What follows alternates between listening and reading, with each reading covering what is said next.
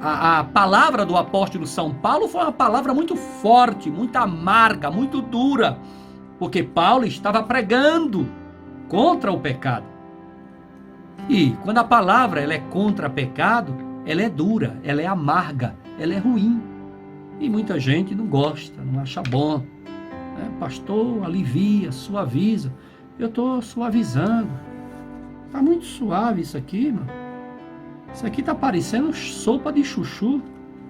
Um pedacinho de cenoura dentro. E uns peitinhos de frango nadando na água. Misericórdia. Está suave isso aqui. Palavra suave. Só que nós temos que aprender Bíblia. Para amadurecer. E não pecar. E fugir do pecado. O seu corpo deve ser entregue a Cristo. Como sacrifício vivo. É o teu corpo.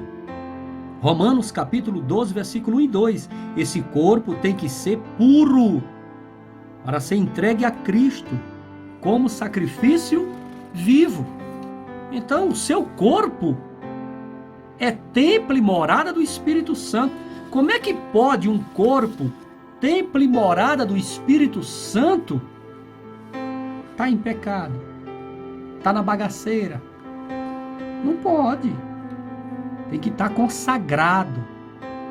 Esse corpo tem que ser consagrado exclusivamente para Jesus. Não, pastor, mas eu gosto de Jesus, amo Jesus, mas aqui e ali eu dou um pulinho lá fora e volto para Jesus. Não é assim.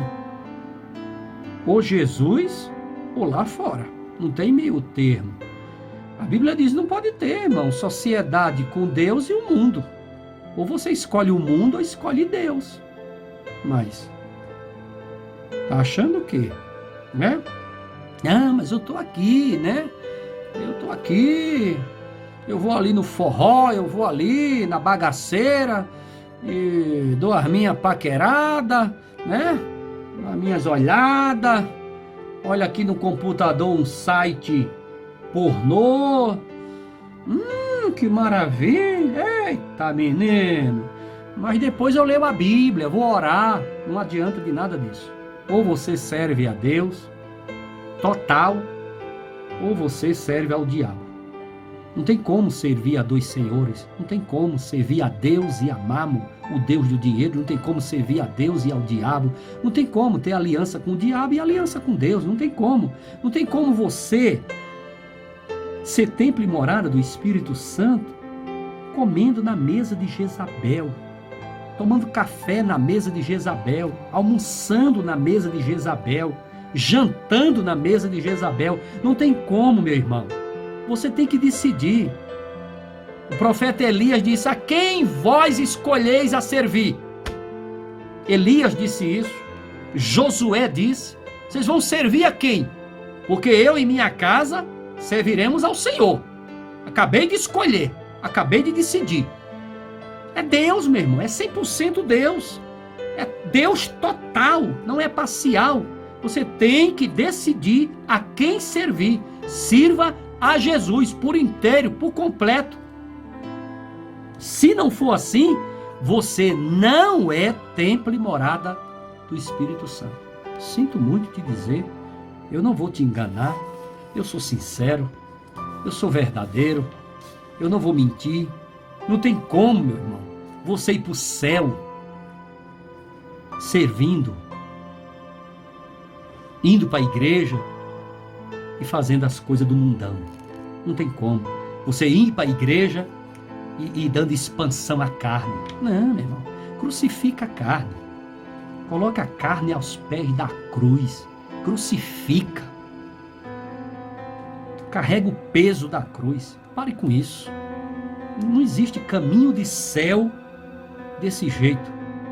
Você um dia está crente, outro dia não está. Não existe isso não. Seja crente.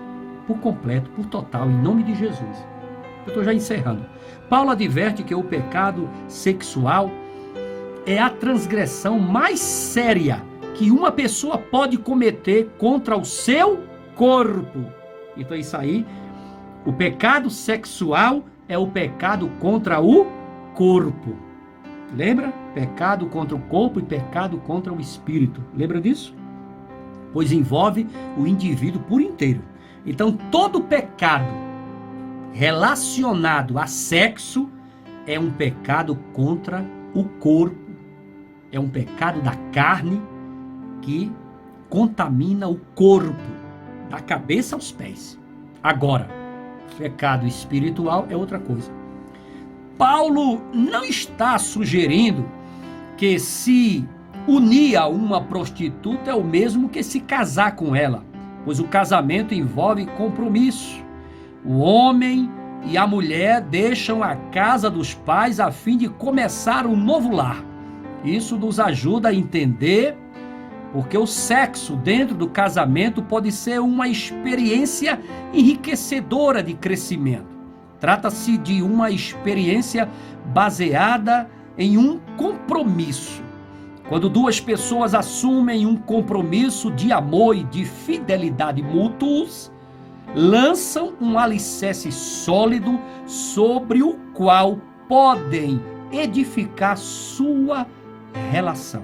O casamento protege o sexo e permite que o casal comprometido cresça e se desenvolva dentro dessa experiência maravilhosa. Se você não dá conta de viver solteiro, case. Mas você não é obrigado também a casar.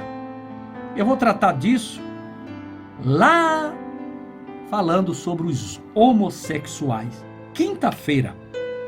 Você não é obrigado a casar. Ah, pastor, eu não quero casar. Não casa. Só não pode adulterar. Só não pode fornicar. Só não pode se abraçar. Só não pode namorar. Entendeu? Não casa. Fica solteiro. Vai fazer a obra de Deus. Vira um Paulo da vida.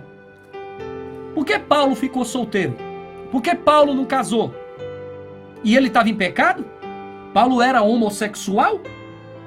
O que era que tinha que Paulo não casou? Qual o problema? Eu vou explicar para você na live de quinta-feira. Deus Pai criou o corpo. Deus o Filho tornou parte desse corpo. Deus o Espírito Santo habita em nosso corpo. Bem-vindo, irmão Alexandre, homem de Deus. Somos templo e morada do Espírito Santo. Templo não de imoralidade, nem de profanação.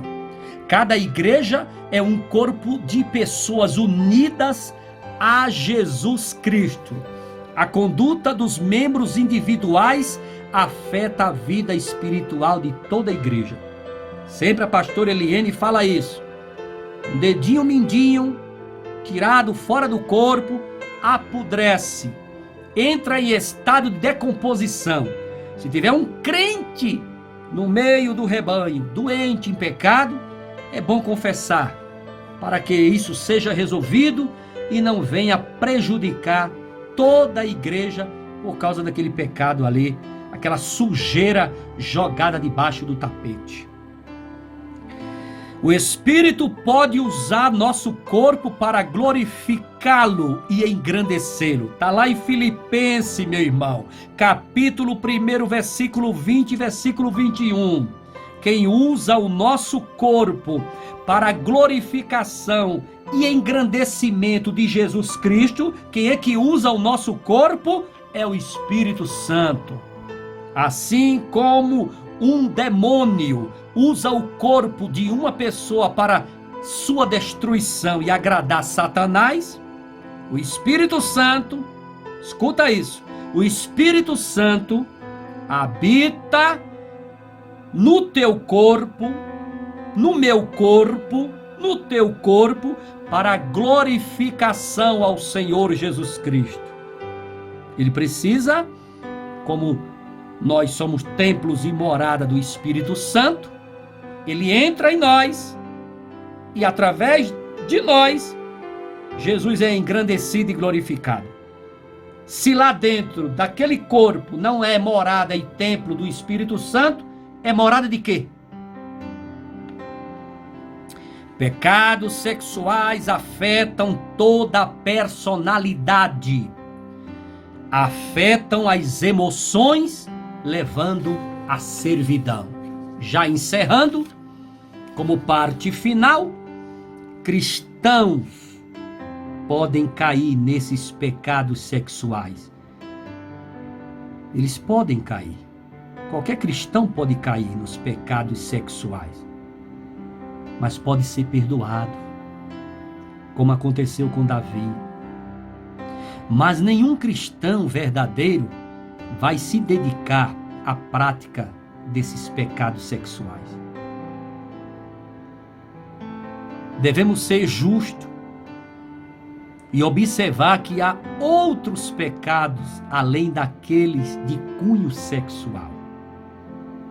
Porque todo pecado sexual é pecado da carne e contamina todo o corpo. Porque, já que se torna uma só carne, a partir do momento que deitou com a prostituta, contaminou todo o seu corpo. Pecado da carne que contamina o corpo todo. Por algum motivo, a igreja muitas vezes se especializa nos pecados do filho pródigo, mas se esquece dos pecados do filho mais velho. Lembra da parábola? Lucas capítulo 15? A gente frisa muito o pecado do filho pródigo e esquece do pecado do filho mais velho. Há pecados do espírito, bem como pecados da carne. Há uma diferença muito grande. Paulo cita alguns deles em 1 Coríntios capítulo 6. A cobiça. A cobiça não é um pecado da carne, é um pecado do espírito. Espírito com E minúsculo. Não estou falando do Espírito Santo com E maiúsculo. Espírito. Nossa alma. A cobiça é um pecado da alma. Pode condenar um homem ao inferno tão facilmente quanto o adultério, que é o pecado da carne. É preciso lembrar que a graça de Deus pode transformar a vida do pecador. Falar mal da vida dos outros é um pecado da carne ou da alma? Da alma. O único pecado que é o pecado da carne e contamina todo o corpo é o pecado relacionado a sexo. Tirando isso, o restante é pecado do espírito, pecado da alma. E esses dois leva para o inferno. A igreja, ela exclui muito o adúltero. Por que também não exclui o fofoqueiro?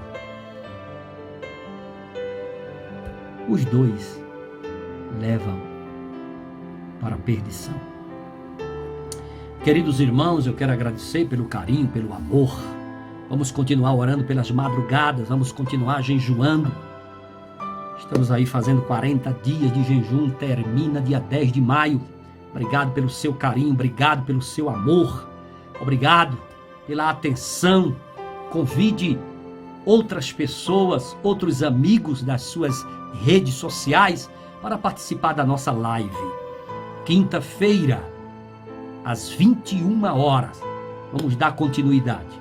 Eu estarei tratando sobre homossexuais. Um assunto delicado, com muito carinho, com muito amor. Não temos nada contra os homossexuais. Queremos apenas ajudá-los, esclarecer pontos bíblicos, detalhes. Não estamos aqui para julgar. Não estamos aqui, eu não sou dono do céu nem dono do inferno. E falando sobre céu e inferno, tem gente que pensa que dono do céu é Deus e dono do inferno é o diabo. Você está errado. Dono do céu é Deus e o dono do inferno é Deus também.